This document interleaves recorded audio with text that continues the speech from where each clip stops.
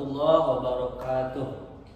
Alhamdulillahilladzi arsala rasulahu bil huda wa dinil haqq liyudhhirahu 'ala dini kulli wa kafa billahi syahida. Asyhadu an la ilaha illallah wa asyhadu anna Muhammadan abduhu wa rasuluh. Amma ba'd.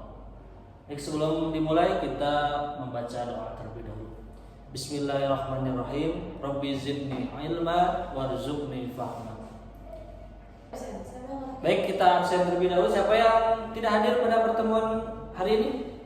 Raffi. Kenapa Raffi? Oh iya, semoga Raffi segera diberikan kesembuhannya dan bisa bergabung dengan pelajaran fikih di minggu yang akan datang. Baik, pertemuan kemarin kita sudah membahas tentang puasa. Nah, sekarang kita akan memasuki pelajaran pemulasaraan jenazah.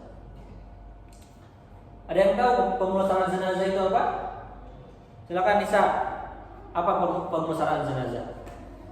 Ya, pemulasaraan jenazah adalah tata cara untuk memandikan jenazah gitu. Ketika seseorang sudah meninggal, baik ini muslim khususnya, maka seorang muslim lainnya ada kewajiban untuk memulasarkan jenazah. Nah, tujuannya apa? Nah, kalian nanti ketika sudah belajar pemulasaraan jenazah ini dapat menjelaskan apa itu tadi pengertian dari pemulasaraan jenazah.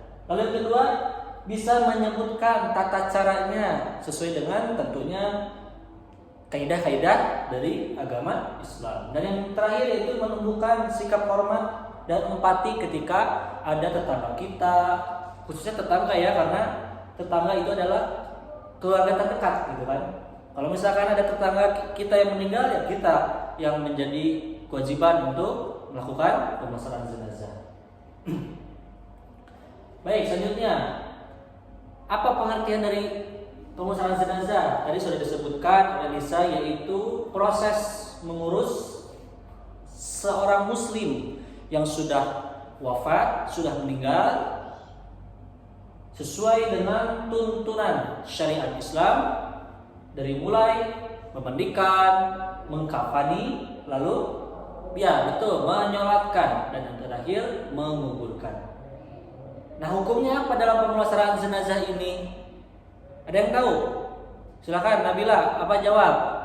Ya, betul, fardu. Tapi kurang komplit ya.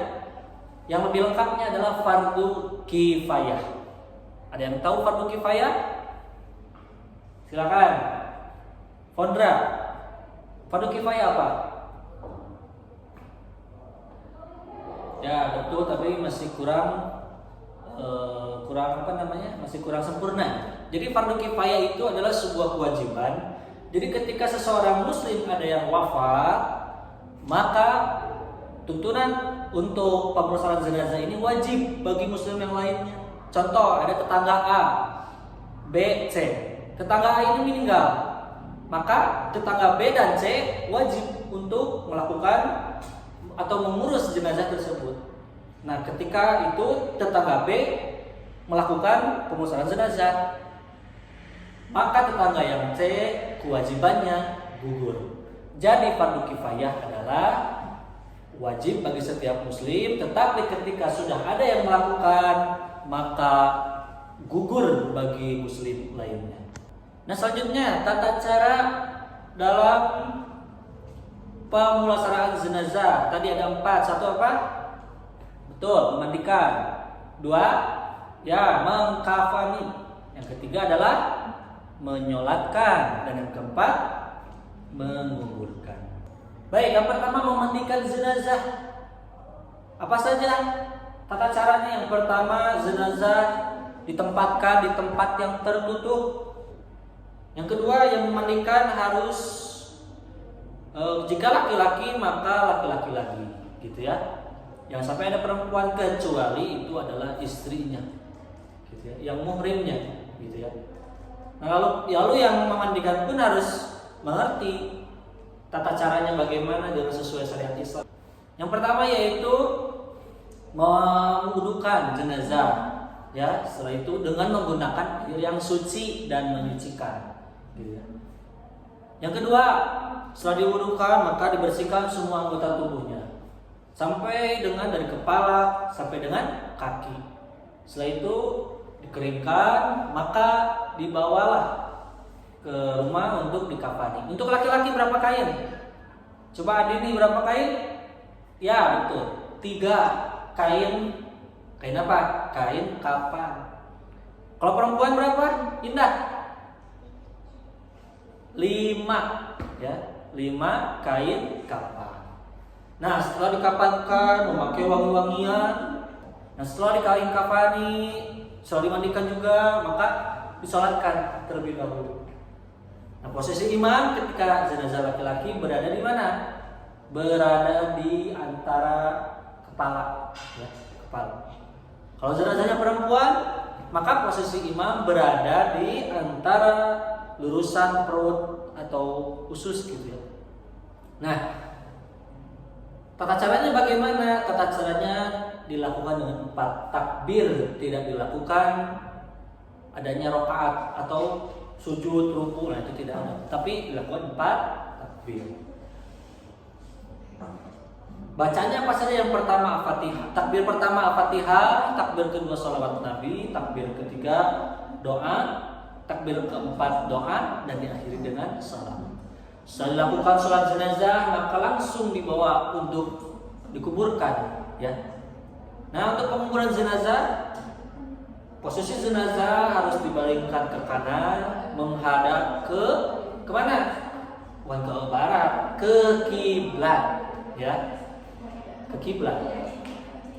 Maka ketika sudah dimadamkan ke kiblat, kepala, ya, sampai dengan kaki itu dibuka kain kafannya untuk semua anggota badan menempel pada tanah.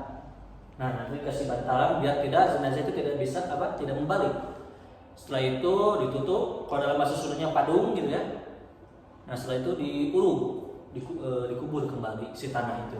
Maka setelah kita mengetahui pembelajaran pemusnahan jenazah ini, kalian bisa mengambil ibrah.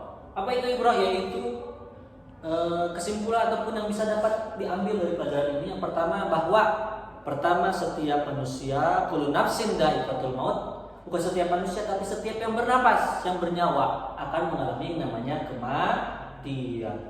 Yang kedua, ini mengajarkan empati. Jadi kalian kalau ada yang meninggal, ulah sieun, jangan takut, tapi membantulah minimal, misalkan bantu mengangkat kursi. Kalau tidak bisa sampai dengan menyolatkan atau ini, praktikan terlebih dahulu. Nah, setelah itu kalian bisa mempraktekannya.